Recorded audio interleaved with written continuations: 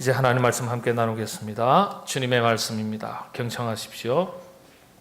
시몬 베드로가 이를 보고 예수의 무릎 아래에 엎드려 이르되 주여 나를 떠나소서 나는 죄인이로소이다 하니 이는 자기 및 자기와 함께 있는 모든 사람이 고기 잡힌 것으로 말미암아 놀라고 세베대의 아들로서 시몬의 동업자인 야고보와 요한도 놀랐습니다.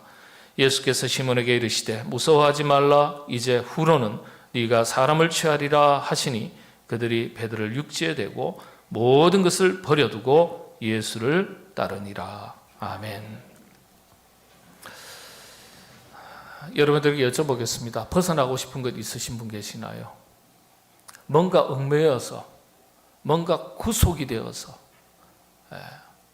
뭔가 갇혀 있어서 답답하고 이거 좀 벗어났으면 좋겠는데, 이거 좀 바꿨으면 좋겠는데, 이게 좀 이런 것이 깨어졌으면 좋겠는데, 그런 것들이 있습니까? 남편을 확 바꾸고 싶다 이런 말씀을 하시면 안 되고요. 바꿀 수 없는 것은 바꾸는 게 아니에요. 소중한 거 지켜야 되는 거예요. 근데 바꿀 수 있는 것은 바꾸는 게 좋겠죠. 자기 성장에 걸림돌이 되고 장애물이 된다면, 더 나은 세계로 나아가지 못하게 하는 걸림돌이 있다면 바꾸셔야 돼요. 근데 이게 잘 안 바뀌어요. 우리가 하나님의 말씀 중에 참 중요한 말씀이 있습니다. 진리가 너희를 자유케 하리라. 하나님의 말씀을 가까이 하면 가까이 할수록 우리 영혼의 세계에, 영혼뿐만이 아니라 우리의 삶에 지평이 열리는 거예요. 문이 활짝 열리는, 얽매였던 것들이 자유케 되고, 무거웠던 것들이 가볍게 되고, 실타래처럼 복잡하게 얽혀 있었던 것이 풀리기 시작합니다. 주님의 말씀이 대답이에요. 진리가 너희를 자유케 하리라. 진리가 너희를 자유케 하리라. 그런 은혜가 여러분들에게 넘치시게 되기를 바랍니다. 사람은 누구나 다양한 틀 속에서 살아갑니다. 주어진 틀이 있고 내가 선택한 틀도 있어요. 그게요, 환경일 수도 있고 또 자신의 어떤 생각일 수도 있고요. 그리고 개인의 경험일 수도 있습니다. 그 틀 속에 갇혀서 살아가는 경우가 참 많습니다. 예를 들어서 가정도 그렇고 직장 생활도 그렇고 그리스도인 입장에서는 교회도 하나의 틀이라고 말씀을 드릴 수 있습니다. 어떤 틀 속에서 살아가는 거예요. 경험주의 철학자라고 알려져 있는 프란시스 베이컨이 이렇게 인간이 갇혀서 살아가는 네 가지 우상이 있다고 그랬어요. 동굴이라고도 설명을 했습니다. 동굴이라는 건 갇혀 있다는 뜻이죠. 그 속에 꽉 갇혀 있어서 그걸 벗어나지 못하는 거예요. 그게 그 사람을 지배한다는 거예요. 그걸 우상이라고도 설명을 했고 동굴이라고도 설명을 했습니다. 더 구체적으로는 편견, 선입견, 이런 것들이라고 이야기를 했어요. 그래서 하나의 동굴로 비유를 했는데 갇혀서 사는 것을 말하는 겁니다. 근데 이런 동굴을, 틀을 참 벗어나기가 어렵다고 합니다. 어떤 생각의 틀, 어떤 사람은 매사가 부정적이에요. 매사가 비판적이고 매사가 부정적이에요. 그런 사람들이 있어요. 이 생각의 틀이, 메커니즘이 그렇게 작동하는 거예요. 이 심리적으로는요, 굉장히 비판적이고 그런 비난이 강한 사람일수록 어떤 사람은 비난하고 비판할 때 상대방은 틀렸고 내가 맞다는 어떤 자기 자신의 우월감이 이 안에서 작동합니다. 이게 심리학적인 메커니즘이에요, 그게. 그래서 비판을 한다는 거예요. 그러니까 그럴 수도 있어요. 정말 뭐 비난, 비판의 대상이 되어서 그럴 수도 있겠지만은, 어떤 사고의 영역, 사고의 틀, 삶의 모든 영역에 잘 벗어나지 못하는 이런 동굴들이 있습니다. 사람이 보다 발전적이고 미래지향적인 그런 새로운 삶을 살고 싶다면, 새로운 세계를 경험하려면요, 그래서 이 동굴을 벗어나는 게 필요하다는 거예요. 그 속에 갇혀서 그 세계가 전부라고 생각하고 살 수 있어요. 근데 동굴을 벗어나니까 새로운 세계가 있는 거예요. 근데 보지를 못하니까, 벗어나지를 못하니까 그 속에서 그것이 전부인 줄로 알고 산다는 거예요. 이 동굴은 앞서 말씀을 드린 것처럼 하나의 삶의 틀에 비유할 수 있습니다. 누구에게나 각자 자기 삶의 틀이 있어요. 이 틀을 벗어나기가, 그리고 바꾸기가 참 어렵습니다. 작게는 습관 하나도 바꾸기가 어려워요. 여러분 직장 하나 바꾸는 것 어렵지 않습니까? 틀을 바꾸는 것이거든요. 습관을 바꾸는 것도 마찬가지고. 여러분 직장을 하나 바꾸는 것도 직장만 바뀌는 겁니까? 직장이 바뀌면 삶이 달라지는 거예요. 틀이 달라지는 거예요. 내가 살아가는 어떤 지역도 바뀌면은요, 내 삶이 달라지는 거예요. 바꾸고 싶은 틀도 있지만은 바꿀 수 없는 틀도 있어요. 그리고 또 바뀌어야 할 틀이 있고 지키고 머물러 있어야 할 틀도 있습니다. 어쨌거나 이 틀이라는 것이 달라지는 것이 곧 삶이 달라지는 것을 의미합니다. 자, 다시 한번 생각해 보시죠. 바꾸고 싶은 내 삶에 틀이 있다면 어떤 것이 있습니까? 좀 벗어나고 이게 좀 새롭게 바꾸고, 그게 생각이든지 아니면 내 삶의 현장이든지, 이런 것은 좀 바꾸고 싶다. 말씀드린 대로 바꿔야 될 걸 바꾸셔야 돼요. 뭐 남편 바꾸겠다, 아내 바꾸겠다, 자식을 확 바꿔버리겠다, 이렇게 교회를 바꾸겠다, 이렇게 생각하시면 안 돼요. 예수님 바꾸겠다는 말하고 똑같아요. 우리 자신의 성장을 위해서, 보다 더 의미 있는 삶을 위해서 바꿔야 될 틀이 있다면 바꿔야 되겠는데 어떻게 해야 바꿀 수 있을까요? 쉽게 바꿀 수 있다면 누구나 다 그렇게 쉽게 바꿀 것입니다. 그런데 바꾸기가 쉽지 않죠. 바꾸기 쉽지 않으니까 그냥 환경에 맞춰서 그냥 살아가는 것이 답이겠습니까? 아무런 문제의식이 없다면 뭐 문제될 것이 없겠죠. 주어진 틀 속에서 그냥 살아가면 그만입니다. 그러나 조금 더 의미 있는, 보람 있는 삶을 살기 위해서 틀이 바뀌기를 원하는 사람들에게 답이 되지 못하겠죠. 여러분 어떤 틀 속에 갇혀서, 동굴 속에 갇혀서 얽매여서 사십니까? 이런 동굴에서 보다 더 진취적으로 자유롭게 영적인 성장을 이루어가며 보다 더 의미 있고 보람 있고 행복하게 살아가지 못하는 우리 자신을 바꿀 수 있는 길이 있습니다. 벗어날 수 있는 길이 있어요. 그건 어떤 것이냐? 우리가 스스로 벗어나기가 쉽지 않다 그랬죠. 다시 말씀드리면 그 동굴 속에, 그 틀 속에 갇혀있는 나를 끌어내어 줄 수 있는 그분을 만나시는 게 필요해요. 그분이 누굽니까? 예수 그리스도 주님이십니다. 그래서 예수님, 주님을 제대로 만나는 것이 우리 그리스도인들에게 꼭 필요합니다. 나는 할 수 없지만은 내 삶을 이끌어 주시는 주님께서 능력의 손으로 나를 붙드셔서 이끌어내 주시는 거예요. 이끌어내 주시는 거예요. 조금 더 구체적으로 말씀을 드리면 하나님께서 우리에게 일러주신, 제시하신 말씀을 따라 살아보는 것입니다. 주님께서 우리에게 뭐라고 말씀하셨습니까? 내가 곧 길이요 진리요 생명이다, 이렇게 말씀하셨어요. 내가 곧 길, 구원의 길만을 의미하는 게 아닙니다. 익숙했던 자기 생각, 자기 경험, 자기 환경의 틀과 동굴에서 벗어나서 새로운 삶을 살아갈 수 있도록 우리를 이끌어 주신다는 거예요. 길이 되어 주신다는 거예요. 그러니까 우리는 주님의 말씀을 듣고 따라가면 되는 거예요. 성경 속 수많은 신앙의 선배들의 이야기가 바로 이것입니다. 갇혀 있었던 틀, 동굴에서 벗어나 새로운 인생을 살게 된 사람들의 이야기가 성경의 인물들입니다. 한번 생각해 보시죠. 모세는 어떤 틀에 갇혀 있었습니까? 모세는요, 태양신의 아들이라고 일컬어지는 바로 왕의 왕자로서 산 거예요. 애굽의 왕궁에 갇혀 있었어요. 왕궁이라는 틀에 갇혀 있는 거예요. 하나님의 아들, 하나님의 백성이 아니라 태양신의 아들이라는 이름으로 산 거예요. 애굽 땅에서. 애굽에 갇혀 있는 거예요. 하나님께서 어떻게 하셨어요? 모세를 광야 밖으로 끌어내시는 거예요. 끌어내시는 거예요. 그래서 새로운 인생을 살게 하시는 거예요. 아브라함을 한번 보십시오.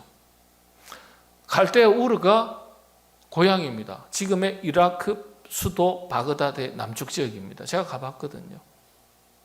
메소포타미아 문명의 핵심, 농경신이 온갖 우상숭배 신들이 가득한 다신교회거든요. 그곳에서 살았습니다. 대대로. 아버지는 테라죠.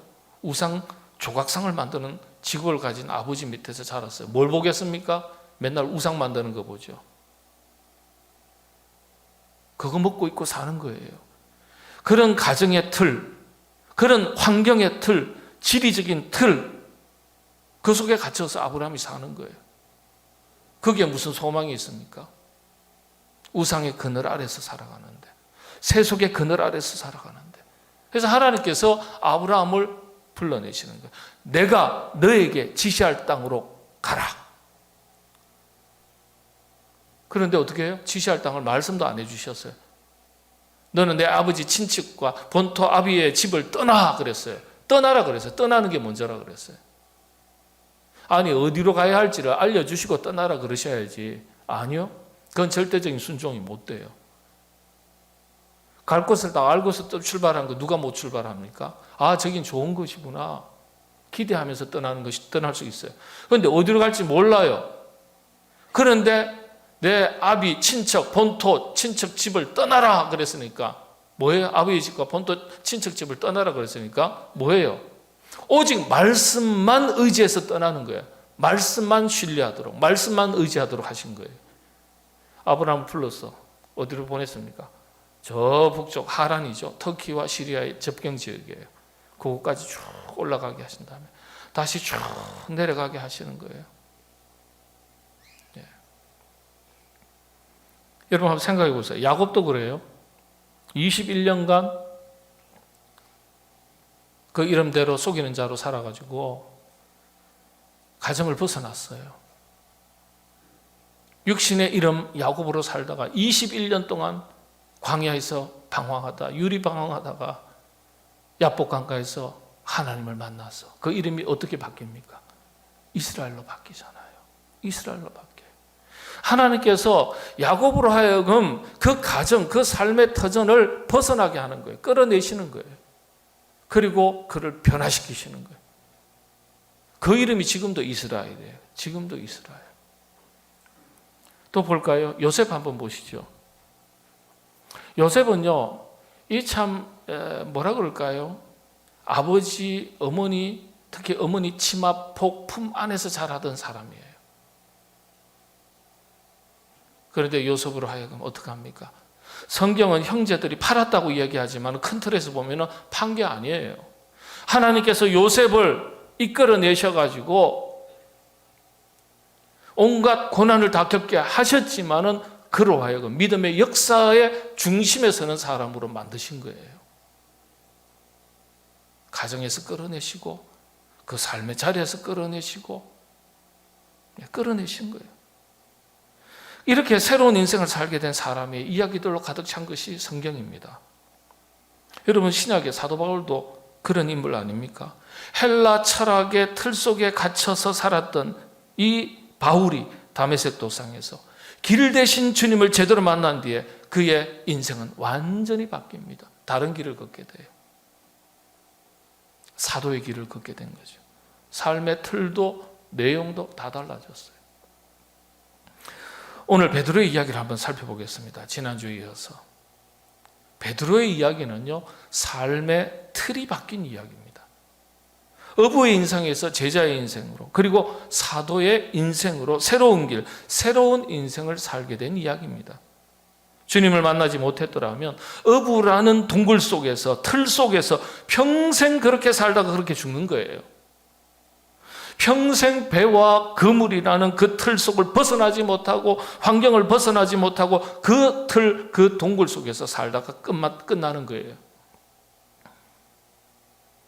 사람은요, 자신의 환경과 자기 경험의 세계를 벗어나기가 참 어렵습니다. 자기 고집의 세계도 못 벗어나고 습관의 세계도 벗어나기 어렵고, 그런데 길 대신 주님을 만나서 이 동굴에서 틀에서 벗어나게 된 거예요. 그러니까 여러분들, 우리 예수님 믿고 나서 좀 달라지는 게 있어야 돼요. 예수 믿었는데도 그냥 뭐 옛날 묵은 습관들이 10년 전이나 20년 전이나 똑같아요. 예수 믿는다는 것만 다르지 하나도 달라지는 게 없어요. 그건 좀 문제가 있습니다. 예수님 믿으면 언어도 달라져야 되고 표정도 달라져야 되고 사고도 달라져야 되고 행동도 달라져야 되고 삶의 내용도 달라지고 삶의 목적도 달라져야 되고 목표도 달라져야 되고요.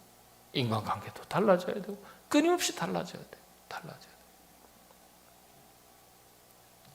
이건 옳고 그름의 문제가 아니에요. 보다 더 의미 있고 가치 있는 삶이 무엇인가에 대한 문제예요. 그리스도인들도 주님을 믿고 살아가지만 여전히 자기 동굴 속에서 갇혀서 살아가는 분들이 참 많이 있습니다.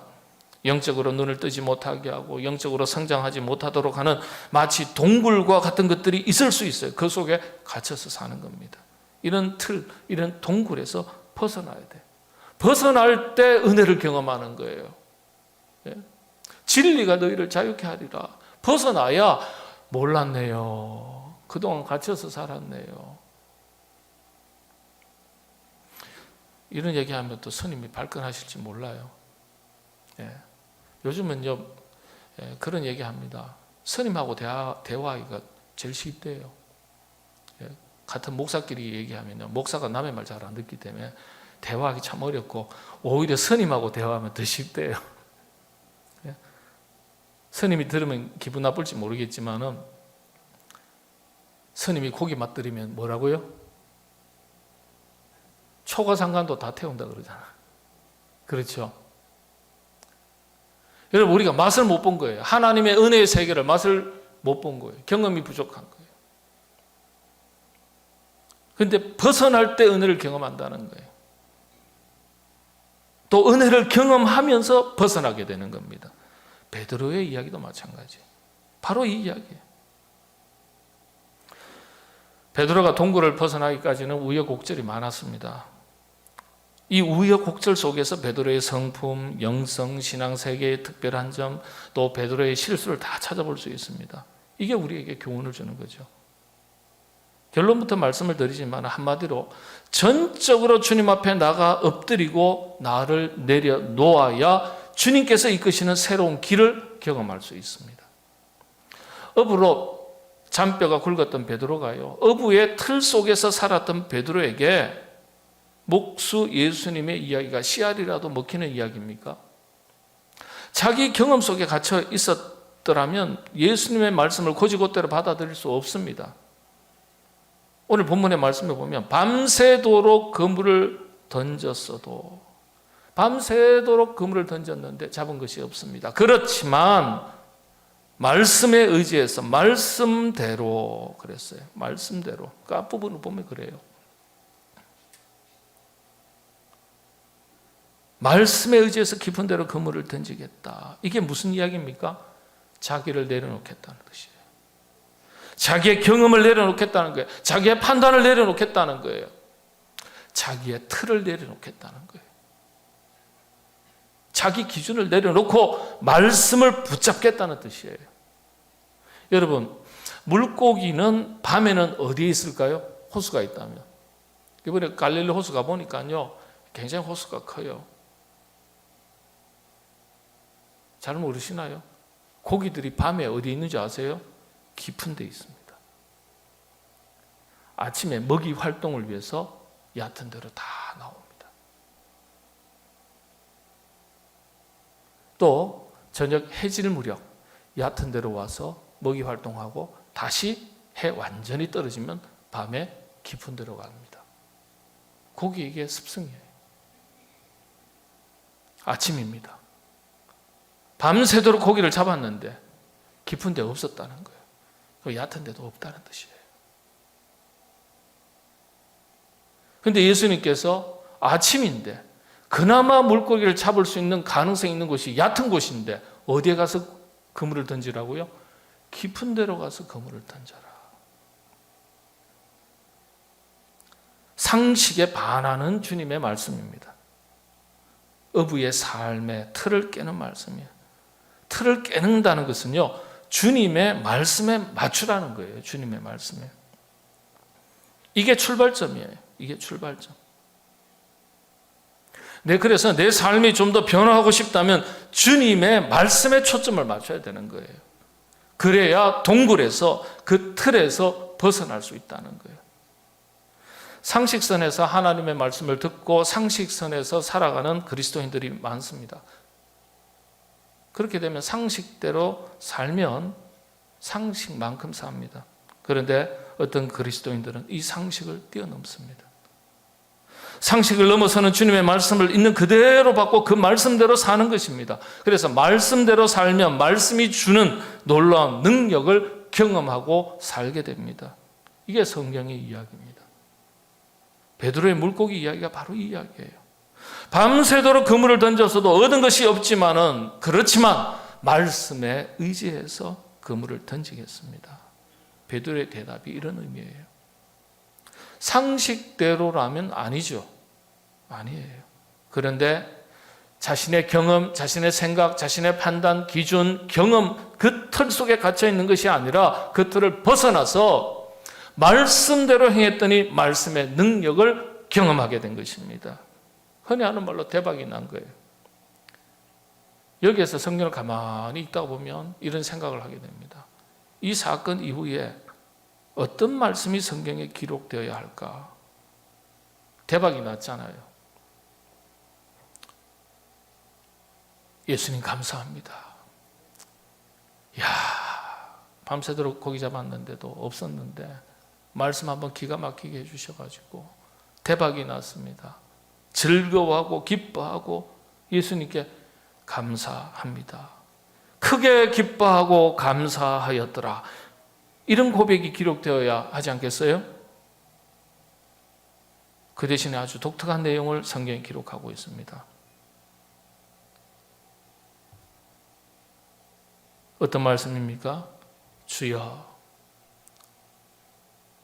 시몬 베드로가 이를 보고 예수의 무릎 아래에 엎드려, 예수의 무릎 아래에 엎드려 이르되 주여 저를 떠나소서, 저는 죄인입니다.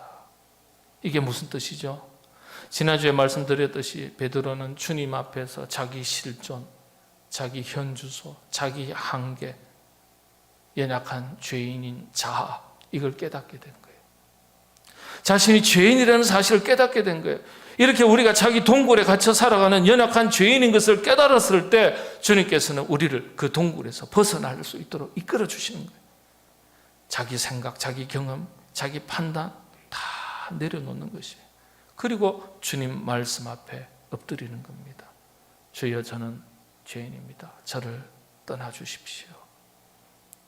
베드로의 이 고백은요, 자신을 떠나달라는 단순한 고백이 아닙니다. 주님 앞에 자신을 완전하게 내려놓고 엎드리는 걸 말하는 거예요. 전적으로 주님을 인정하고 받아들이는 고백입니다. 그랬더니 주님께서 이제 이후로 네가 사람을 낚는 어부가 되게 하리라.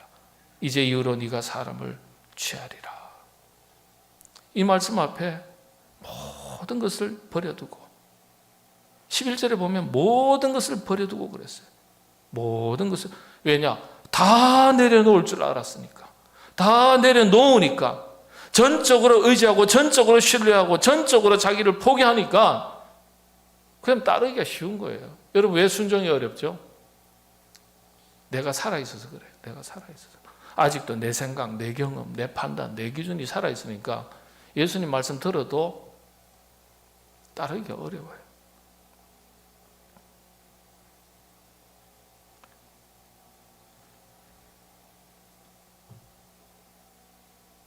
베드로의 이 고백은 주님을 전적으로 인정하고 받아들이는 것을 강조하는, 그래서 반어법에 해당하는 표현입니다.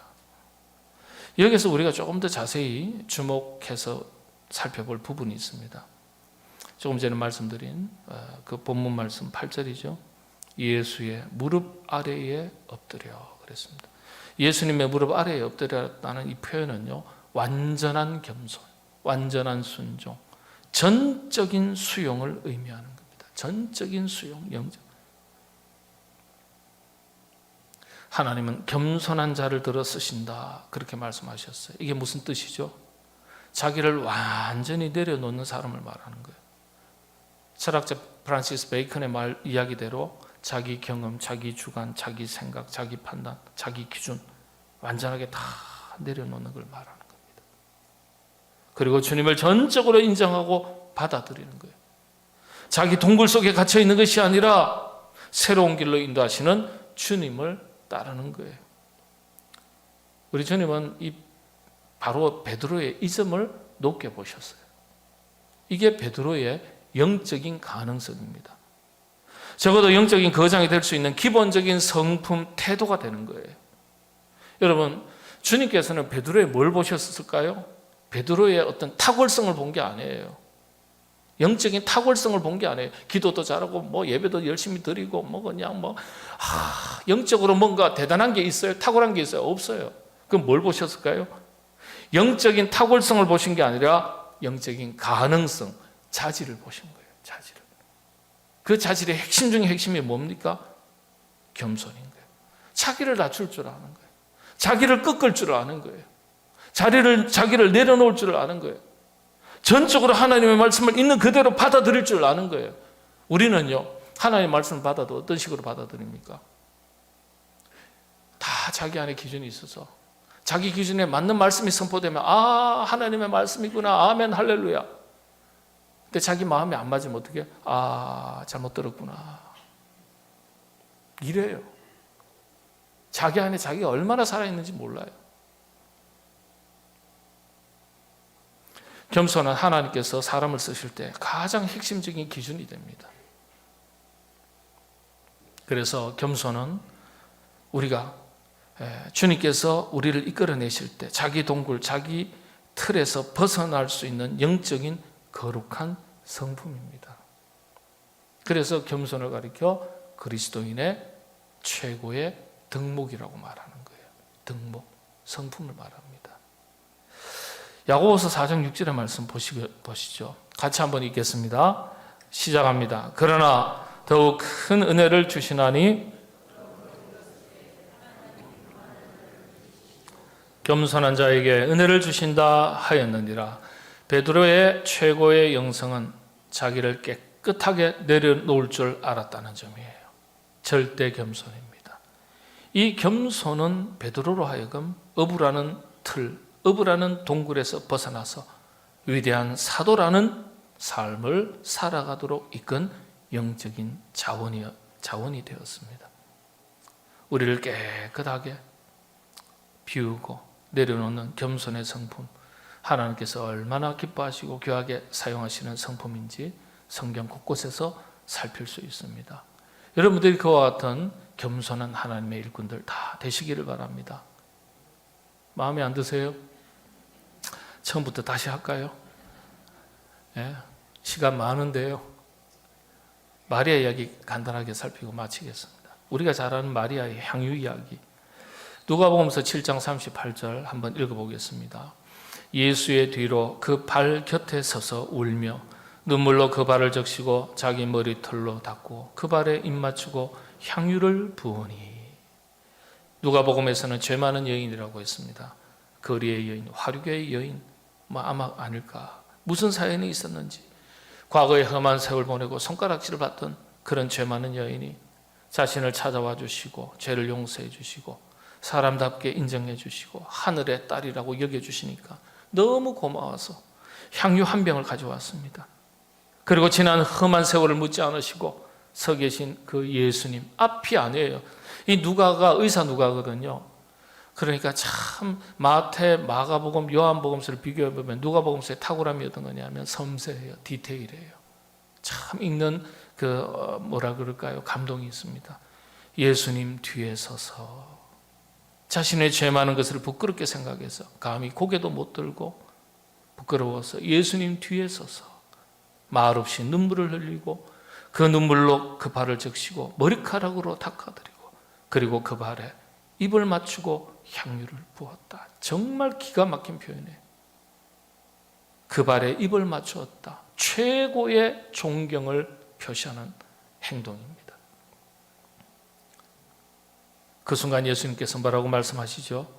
마가복음서 14장 9절입니다. 이 말씀 한번 같이 읽겠습니다. 내가 진실로 너에게 이르노니 온 천하에 어디서든지 복음이 전파되는 곳에는 이 여자가 행한 일도 말하여 그를 기억하리라 하시니라. 주님 다시 이 땅에 오실 때까지 이 일을 기억하고 수많은 사람들이 기억하고 마리아와 같이 똑같이 향유를 드리고 그렇게 섬기는 일에 따라할 것이다. 그렇게 선포하시는 거예요. 제2의 제3의 마리아가 또 나타나서 여호와 하나님을 경배하고 하나님을 찬양하는 일에 헌신할 것이다. 그런 뜻이에요. 신앙의 롤 모델로서 칭찬하신 거예요. 베드로가 모든 것을 버려두고 예수님을 쫓았다는 이야기나 마리아가 주님 뒤에 서서 울며 눈물로 그 발에 향유를 부었다는 이야기나 의미는 같습니다. 베드로에게는 배와 그물이 자기의 전부예요. 자기의 삶의 틀이에요. 자기의 동굴이에요. 마리아에게는 향유가 자기의 미래입니다. 자기의 전부예요. 자기 동굴이에요.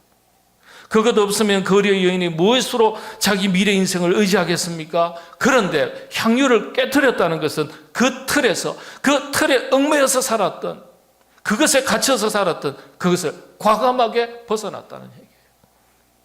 그러니까 새로운 삶이 시작되는 거예요. 배와 그물이 어부에게 얼마나 중요합니까? 그런데 모든 것을 버려뒀다. 자기의 삶을, 틀을 깼다는 얘기예요. 동굴에서 벗어났다는 거예요. 말씀을 마칩니다. 자기 동굴, 어떤 틀 벗어나기 참 어렵습니다. 베드로의 위대한 점은 바로 주님 말씀 앞에 자기 동굴, 도저히 버리지 못할 것 같은 배와 그물을 버려두고 어부라는 자기 동굴을 과감하게 벗어났다는 점이에요. 육신의 삶의 동굴에서 과감하게 벗어났기 때문에 위대한 사도의 삶을 살 수 있었던 거예요. 마리아 역시 도저히 벗어나지 못할 것 같은 한많은 거리의 여인의 인생이 주님을 만났기 때문에 과감하게 벗어날 수 있었던 거예요. 우리에게도 각자 마치 동굴과 같이 도저히 내려놓지도 못하고 벗어나지도 못하고 고치지도 못하는 묵은 습관들, 생각의 습관들, 언어의 습관들, 행동의 습관들 다 있습니다. 말씀을 붙들고 일러주신 말씀을 따라서 살아가면 벗어날 수 있어요. 내 의지, 내 능력으로는 벗어나지 못한다면 그래야 하나님께 쓰임받습니다. 그래야 새로운 세계, 은혜의 세계를 경험할 수 있습니다. 베드로의 영적 가능성은 그래서 철저하게 주님 무릎 앞에 엎드린 겁니다. 이게 겸손의 영성이에요. 겸손의 영성. 나의 나된 것을 다 내려놓고 겸손하게 주님 앞에 엎드리면 하나님께서는 우리의 길을 여십니다. 혹시 인생의 길, 취업의 길, 어떤 여러 가지 삶의 문제를 안고 새로운 길이 열리기를 바라고 새로운 삶이 주어지기를 바라고 이런 기도 제목을 가지고 계신 분 계십니까? 먼저 주님 앞에 자신을 다 내려놓고 주님 앞에 바짝 한번 엎드려 보시기 바랍니다. 그러면 하나님께서 여러분의 길을 새롭게 인도하시고 열어 가실 것입니다. 그런 은혜가 여러분들에게 넘치시게 되기를 바랍니다. 기도하겠습니다. 주님, 베드로의 이야기가 오늘 우리 자신의 이야기가 되게 하여 주옵소서. 배와 그물을 어부가 벗어나기가 얼마나 어렵습니까? 버리기가 얼마나 어렵습니까? 내려놓기가 얼마나 어렵습니까? 혹시 우리도 이와 같이 어떤 생각이나 묵은 습관이나 고약한 삶의 내용, 하나님 벗어나지 못하는 것들이 있다면 과감하게 말씀 붙들고 내려놓고 벗어나고 깨트리고 그렇게 살아갈 수 있도록 도와주시옵소서. 그런 가운데 하나님께서 인도하시는 길로 행하여 큰 은혜를 경험할 수 있도록 인도하여 주시옵소서. 예수님의 이름으로 기도하옵나이다. 아멘.